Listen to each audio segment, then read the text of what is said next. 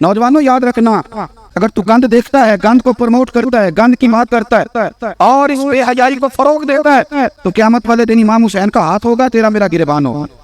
اس کو پروموٹ کرتا رہا، حضرت علی اکبر سوال پوچھیں گے، حضرت علی اکبر میدان محشر میں کھڑا کر کے سوال کریں گے کہ میں نے بازو کٹوا دیے اور تیرے ہاتھ چلتے رہے گندگی کے لیے۔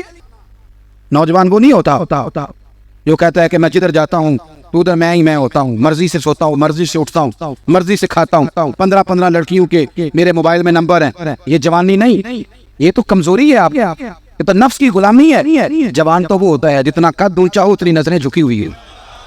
جوان تو وہ ہوتا ہے جتنا زیادہ اللہ قوت دے، اپنے سارے معاملات کو، اپنی عقل کو، اپنی قوت کو وہ در رسول کا غلام بناتا ہے۔ امام حسین کا جہاد کو دین کو نافذ کرنے کا، امام حسین کا جہاد تو بے حیائی کے خلاف، شراب کے خلاف، نماز پڑھنے سے یزید منع نہیں کرتا، نافذ کرنے کا جہاد۔ امام نے بچے کٹوا دیے، لیکن الیکشن میں بڑے شرابی کی بڑی فوٹو کے نیچے چھوٹی میری بھی لگی ہے۔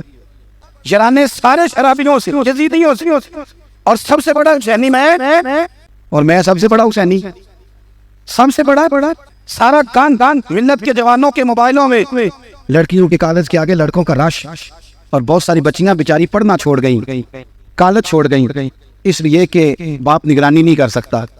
یہ امام علی مقام کے ماننے والے یا اپنے ملک میں اپنی بیٹیاں محفوظ نہیں، ڈیوٹی نہیں دے سکتا، اور بھائی یہ سارے حسین کے ماننے والے ہیں۔ اور میرے عزیز یاد رکھ، محمد بن قاسم آئے یہاں لڑنے کے لیے، راجہ دار سے مقابلہ، 17 سال کا نوجوان، کتنے سالوں کا؟ محمد بن قاسم آئے تو ایک بزرگ نے دیکھا محمد بن قاسم بڑے پریشان ہے، کہنے لگے پتر خیر ہے؟ تو کہنے لگے حضور نہ تو رسلوں کا فتح ہے ہندوستان کے، اور سنا راجہ دار کی فوج بھی بڑی مضبوط ہے، کیسے لڑوں گا؟ کہنے لگے بیٹے تو ہمت کر، میں دعا کروں اللہ تیری مدد کرے۔ چند دنوں کے بعد وہ بزرگ پھر ملے تو محمد بن قاسم بڑے حشاش بشاش، تو بزرگ کہنے لگے آج بڑے حشاش بشاش، وہ خیریت ہے؟